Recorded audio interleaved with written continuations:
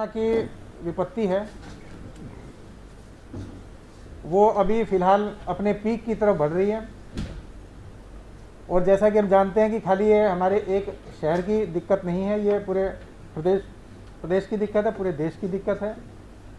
शुरू में कई ऐसे राज्य थे जो ज़्यादा प्रभावित हुए थे, धीरे धीरे हमारे यूपी के कुछ शहर प्रभावित हुए और फिर उसमें वाराणसी भी शामिल हो गया। अब इसके कारण क्या हैं वो तो एक अपने आप में शोध का विषय है, लेकिन फ़िलहाल जो हम जिस परिस्थिति से जूझ रहे हैं वो परिस्थिति ये है कि कोरोना की ये सेकेंड वेव है और सेकेंड वेव का जो म्यूटेंट वायरस है ये थोड़ा डिफरेंट नेचर का है। डिफरेंट नेचर की होने की वजह से इससे जो समस्याएं बीमारी हो रही हैं वो थोड़ी पिछले कोविड की बीमारियों से अलग है। इसके जो लक्षण है, सिम्टम है, थोड़ा सा मामूली सा इलाज है, वो पिछली कोरोना की फर्स्ट वेव के चीज़ों से थोड़ी भिन्न है। पिछले कोरोना के काल में हम लोग सबसे पहले हॉस्पिटलाइजेशन करते थे। आपको याद हो तो 100% कोरोना पेशेंट्स का हॉस्पिटलाइजेशन किया जाता था। तो सिम्टोमेटिक लोगों को ले जाना शुरू किया गया। उसमें भी व्यक्ति 10 दिन के बाद अगर नेगेटिव नहीं भी आता था तो भी उसको नेगेटिव मानते हुए छोड़ दिया जाता था। तो इस तरह के प्रोटोकॉल डेवलप हुए और उस समय की जब पीक हमारी आई पिछले कोविड फर्स्ट वेव की, तो वाराणसी में हमारे लगभग 200 के आसपास जब केस आते थे प्रतिदिन, तो हम लोग मानते थे कि आज बहुत ज़्यादा केस आ गए हैं। कुछ दिन ऐसे हुए जिसमें 250-300 केस आए और 2-3 दिन ऐसे भी आए पिछले पूरे साल में जब केसेस 300 से बढ़ के 350 तक आ गए। वो पीक थी और उस पीक पे हम लोग सभी ये मानते थे कि बहुत बढ़िया संकट हमारे पे आ गया है कि 350 केस आज शहर में पॉजिटिव आए हैं। उस टाइम पॉजिटिविटी की रेट अधिकतम 12% तक गई थी किसी एक पर्टिकुलर दिन में। अलग अलग दिन में अलग अलग होती है, कितने सैंपल का रिजल्ट आता है, कितने पॉजिटिव होते हैं। एक सप्लाई देते हैं, लेकिन अब वो भी समस्या 3-4 दिन से बढ़ गई। पहले अधिकतर सप्लाई इसकी वाराणसी आ जाती थी, अब चंदौली में खुद के केस बढ़ने लगे। चंदौली के केस बढ़ गए तो वहाँ का डिस्ट्रिक्ट हॉस्पिटल भरने लगा, वहाँ के प्राइवेट हॉस्पिटल भरने लगे, उनको भी ज़रूरत होगी ऑक्सीजन की। इसके बाद जौनपुर में अभी रिसेंटली 4-5 दिन से केस बढ़ने लगे। जौनपुर में कोई प्लांट नहीं है, वो चंदौली से लेने लग गए। आजमगढ़ में एक प्लांट है छोटा सा, वहाँ कल 1-2 दिन से दिक्कत आ गई, आजमगढ़ के लोग लेने लग गए। मिर्ज़ापुर में भी एक प्लांट बंद पड़ा था, वाराणसी के ही सहयोग से उस प्लांट को भी लकीली चालू कराया गया। 1 हफ्ते पहले वो 7वां प्लांट ढूंढा गया मिर्ज़ापुर में और वहाँ भी वो प्लांट हमने टैंकर अरेंज करके चलवाया। हालांकि 2 दिन से वहाँ टैंकर नहीं मिल पाया, वो प्लांट बंद पड़ा है 2 दिन से। आज हमने एक टैंकर BHU का काट के वहाँ पे भेजा, कोई टेक्निकल प्रॉब्लम आ गई, खाली नहीं हो पाया, तो आज रात को और कोई टैंकर आएगा तो आधा वहाँ डलवा के मिर्ज़ापुर को चलवाएंगे, ताकि मिर्ज़ापुर, सोनभद्र, भदोही ये डिस्ट्रिक्ट मिर्ज़ापुर से ही लेते रहें और चंदौली ना आए। केवल चंदौली में दूसरे डिस्ट्रिक्ट को आने के रोकने के लिए हमें दूसरे डिस्ट्रिक्ट में ऑक्सीजन का मैनेजमेंट करना पड़ रहा है, क्योंकि उन डिस्ट्रिक्ट में हो सकता है कि इतने केस कम हैं या जो भी केस हैं तो वो अपना रुख रख पाते हैं, नहीं रख पाते, उनकी डिमांड पूरी हो पाती है, नहीं हो पाती। पर चंदौली में कोई भी डिस्ट्रिक्ट बाहर का आता है चल के तो वाराणसी की सप्लाई कट होने लगती है।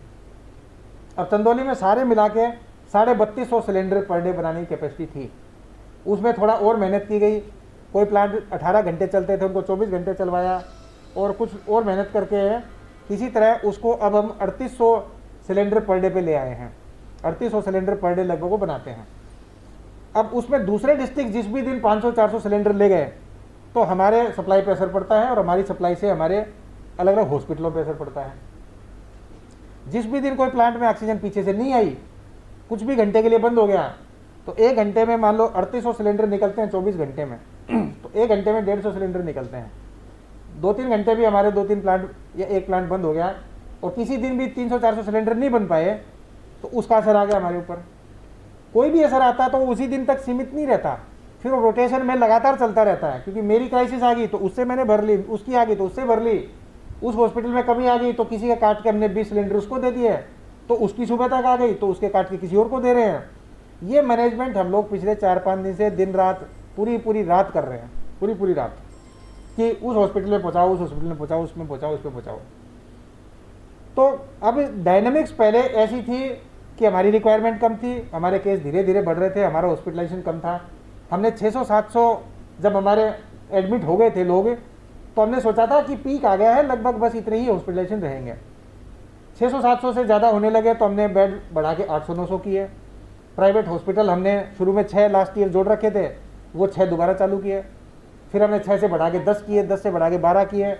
बढ़ाते बढ़ाते हम लोग अब 40 हॉस्पिटल पे आ गए हैं, 38 हॉस्पिटल पे आ गए हैं।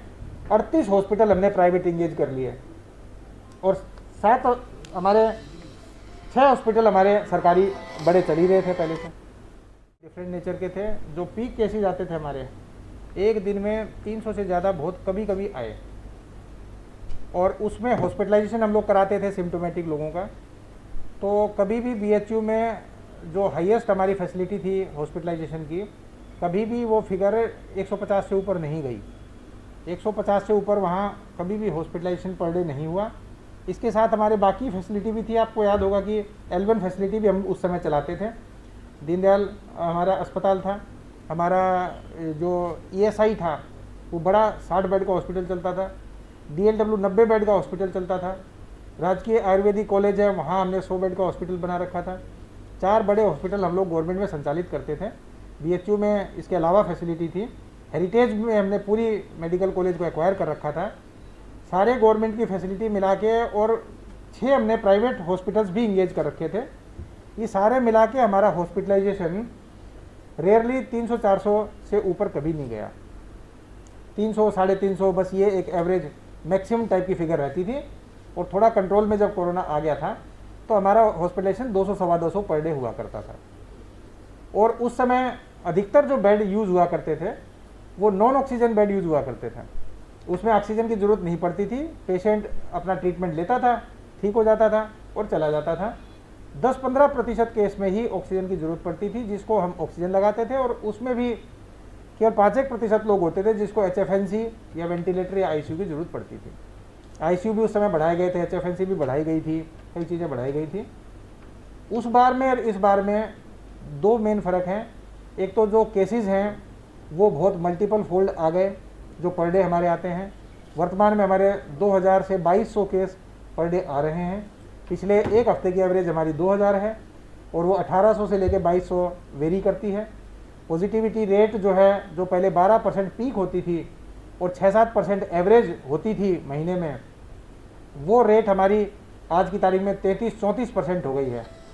33-34 का मतलब हर 3 आदमियों में 1 आदमी कोरोना पॉजिटिव निकल रहा है। जितने भी टेस्ट हम करें 6-7 हज़ार, तो उसमें से 2-3 हज़ार निकल रहे हैं। मतलब इस हाल में अगर हम पॉजिटिविटी टेस्ट करें तो 1/3 लोग हम में से पॉजिटिव निकलें।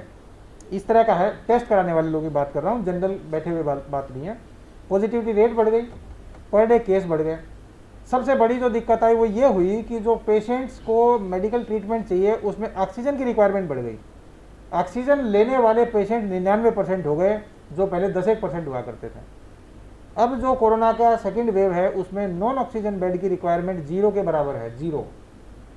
हमारे पास ऑक्सीजन बेड 500 तैयार हैं, नॉन ऑक्सीजन बेड 500 एक्स्ट्रा तैयार हैं हॉस्पिटलों में, लेकिन उन्हें कोई लेने वाला नहीं है क्योंकि उसकी आवश्यकता नहीं है। होम आइसोलेशन में आदमी इलाज करा रहा है, एंटीबायोटिक का ट्रीटमेंट ले रहा है, लेकिन हॉस्पिटल की ज़रूरत उसको तब पड़ रही है जब ऑक्सीजन सैचुरेशन डाउन हो रहा है और ऑक्सीजन की उसको आर्टिफिशियल ज़रूरत पड़ रही है। ऑक्सीजन सैचुरेशन डाउन होना पिछली बार बहुत कम केसेस में होता था, अब की बार 99% केस में हो रहा है। जो पेशेंट हॉस्पिटलाइजेशन चाहते हैं उसमें 99% ऑक्सीजन बेड की रिक्वायरमेंट वाले हैं। ये 2-3 फ़र्क पिछली कोरोना वेव और इस कोरोना वेव में है। अब इसके परिप्रेक्ष्य में हम लोग देखें तो कई लोग जैसे कमेंट कर देते हैं कि इतने पेशेंट हैं लेकिन बेड हम अरेंज नहीं कर पा रहे। कई लोग सरप्राइज करते हैं कि ये हॉस्पिटल हमारा खाली है, इसको पूरे को टेक ओवर कर लेना चाहिए। BHU का हॉस्टल खाली है, उसको कन्वर्ट कर देना चाहिए। हमारा ये फलां हॉस्पिटल खाली है, इसको पूरा कन्वर्ट कर देना चाहिए। कुछ लोगों को आश्चर्य होता होगा कि आयुर्वेदिक कॉलेज जैसे अस्पताल हैं पर वो क्यों नहीं चल रहे अब तक। थोड़ा सा समझने का फ़र्क है। केवल एक ही पॉइंट उसके पीछे है, वो है ऑक्सीजन बेड की रिक्वायरमेंट। मैं बता रहा था कि 3800 की कैपेसिटी हमारी है, उसमें कोई और डिस्ट्रिक्ट ले जाए, हमारी दिक्कत आ जाए, पीछे की सप्लाई की दिक्कत आ जाए, तो इसमें दिक्कतें आ जाती हैं। कल जैसे लिक्विड मेडिकल ऑक्सीजन का एक टैंकर हमारा, जैसे मैंने बताया, प्रतिदिन आना होता है और हर 2 दिन में एक प्लांट में लगता है। वो टैंकर परसों रात को आना था और परसों रात को ना आके वो कल रात को 3 बजे पहुँचा। 24 घंटे लेट हो गया। अलॉटमेंट लेट हो गया या भरने में लेट हो गया, जो भी उसके कारण रहे हों। 24 घंटे लेट होने की वजह से हमारा वो प्लांट सुबह कल 10 बजे बंद हो गया और सुबह 10 बजे से लेकर रात को 3 बजे तक बंद रहा। 3 बजे के बाद 1 घंटा उसका डालने में लगा तो 4 बजे प्लांट जाके चालू हो पाया। इतनी देर की वजह से ही आपने देखा कि कल 2-3 अस्पतालों के मरीजों को हमको शिफ्ट करवाना पड़ेगा।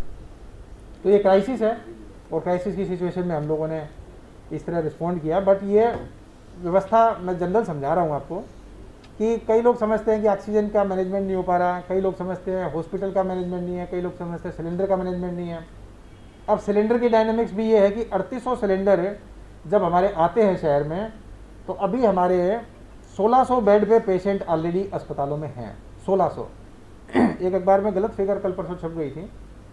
हमारे पास 1900 बेड ऑलरेडी अस्पतालों में अवेलेबल है, 43 अस्पतालों में, और 1900 बेड में से 1600 बेड ऑलरेडी ऑक्सीजन युक्त ऑक्यूपाइड हैं। 300 बेड इसलिए यूज़ नहीं हो रहे कि उन पे ऑक्सीजन सिलेंडर नहीं दे पा रहे हम लोग, नहीं तो ऑलरेडी उन्हीं अस्पतालों में ही अवेलेबल है। जैसे दीनदयाल अस्पताल है, दीनदयाल अस्पताल में 115 तक ही हम मरीज एडमिट कर पा रहे हैं। अब तक पीक अब तक 115 मरीज एडमिट किए हैं, जबकि बेड वहाँ 203 है। अब इतने हम एक बेड पे लगभग 2.5 सिलेंडर एक दिन में चाहिए होता है। अगर दीनदयाल अस्पताल को 450 सिलेंडर पर डे मिले तो 200 के 200 उसके बेड चल सकते हैं, पर 450 सिलेंडर भर के इसको दे दें तो और हॉस्पिटल रुक जाएंगे। इसी तरह हेरिटेज हॉस्पिटल है, उसमें 125 मैक्सिमम पेशेंट अब तक एडमिट हो पाए हैं। वहाँ पे ऑलरेडी 150 की कैपेसिटी हमने जनरेट कर रखी है। 60 का और काम चल रहा है पाइपलाइन बिछाने का। 210 बेड के आसपास वो कल तक तैयार हो जाएंगे, पर 125 से ऊपर नहीं चला पा रहे क्योंकि 210 बेड चलाने के लिए वहाँ पे 450 सिलेंडर पर डे चाहिए। वो सिलेंडर अवेलेबिलिटी नहीं है गैस की। इसलिए कई लोगों को लग रहा होगा कि अस्पतालों में बेड खाली हैं लेकिन अलॉटमेंट नहीं हो रहे, मरीज एडमिट नहीं हो पा रहा। तो थोड़ा सा समझने का फ़र्क है। ऑक्सीजन युक्त जो बेड हैं वो 1600 पेशेंट हमारे लेटे हुए हैं इस समय अलग अलग अस्पतालों में, उनको ऑक्सीजन देना एक बड़ी प्रायोरिटी है। इसके अलावा नॉन कोविड पेशेंट भी हैं जिनको ऑक्सीजन चाहिए होती है, पहले भी चाहिए थी। हार्ट का किसी का ऑपरेशन हुआ है, न्यूरो का हुआ है, किसी का और कोई इशू है, कोई डिलीवरी का इशू है, कई कारणों से ऑक्सीजन डाउन होती है बॉडी में। नॉन कोविड अस्पताल आईसीयू है, छोटे बच्चों का एनआईसीयू है, पीआईसीयू है, इनको भी ज़रूरत होती है। तो 200-300 सिलेंडर इनके भी चाहिए जो नॉन आईसीयू के पेशेंट हैं। ऐसे अस्पताल हैं जो नॉन कोविड हैं, जो लगातार ऑक्सीजन सप्लाई ले रहे हैं, वो इन 1600 पेशेंट के अलावा हैं। अब सारी सप्लाई इन अस्पताल में लेटे हुए बेड पे पेशेंट्स के लिए आ जाएगी तो घरों में कुछ लोगों को सिलेंडर की जरूरत पड़ जाए, घरों में नहीं मिल पा रहे हैं। अगर घरों में दे देंगे तो वही गिने चुने 3800 सिलेंडर चाहे घरों में दे दो, चाहे अस्पताल में दे दो, चाहे आईसीयू में दे दो, चाहे हम लोग उसको कोविड में दे दें, चाहे नॉन कोविड में दे दें। अब प्रायोरिटी तय करने में बड़ा इसमें एनर्जी भी खर्च होती है, डिसीजन मेकिंग भी करनी पड़ती है, और आपस में कंपीटिंग डिमांड है सबकी। तो एक बहुत बड़ा बैलेंस बनाने की आवश्यकता पड़ती है, और वो बैलेंस बनाना बड़ा मुश्किल है क्योंकि ये डिसाइड करना बहुत मुश्किल है कि इसको दें, इसको नहीं दें, इसकी रोकें। बहुत बड़ा डिसीजन है ये। इसी के लिए डिसीजन किया गया था कि सारी सप्लाई पहले कोविड अस्पताल के हॉस्पिटल्स और नॉन कोविड अस्पताल के सीरियस मरीजों के लिए पहले सप्लाई आए। पहले हॉस्पिटल में जो आदमी विश्वास करके इलाज के लिए आया है पहले उसको सिलेंडर मिल पाए, उनको जब पूर्ति हो जाए तो हम पब्लिक को दे पाएँ। परंतु अभी इस कंफर्टेबल सिचुएशन में हम लोग नहीं हैं कि पब्लिक और हॉस्पिटल दोनों की रिक्वायरमेंट पूरी कर सकें। 1600 पेशेंट जैसे मैंने बताया कोविड के हैं, 200-300 पेशेंट नॉन कोविड के भी होंगे, और रफली ये मान लिया जाए कि 500-600 पेशेंट ऐसे भी होंगे जिनको घरों में ऑक्सीजन की रिक्वायरमेंट होगी आज की तारीख में। हो सकता है डाटा और भी 200-300 ज़्यादा हो, तो रफली मान लीजिए कि 600-700 सिलेंडर, और उस पेशेंट को 2 सिलेंडर एक दिन में चाहिए होते हैं। घर पे कम प्रेशर की ऑक्सीजन चलती है, 1.5 या 2 सिलेंडर से भी काम चल जाता है पर डे। तो 1000 सिलेंडर घर की रिक्वायरमेंट मान लें, 3800 सिलेंडर ये मान लें, और भी मान लें, तो 5000 से भी ऊपर सिलेंडर की रिक्वायरमेंट लगभग बन जाती है। लेकिन ये प्रीशियस रिसोर्स है, अवेलेबिलिटी एक बहुत बड़ा चैलेंज है। नेचुरल रिसोर्स एक लिमिट के अलावा ला नहीं जा सकता। पिछली साल जितना अगर कोरोना होता और उसी तरह के सिम्टम होते, उतने ही पेशेंट होते, तो बहुत कंफर्टेबल सिचुएशन होती। 1600 पेशेंट किसी भी हद तक अस्पताल में एडमिट करके आप समझिए पिछले साल से 8 गुना ज़्यादा काम किया जा रहा है। जनता की तसल्ली इसलिए नहीं हो पा रही, और हम लोग भी ज़्यादा इसलिए स्ट्रगल कर रहे हैं कि चुनौती जो है पिछले साल की बजाय बहुत बड़ी आ गई है।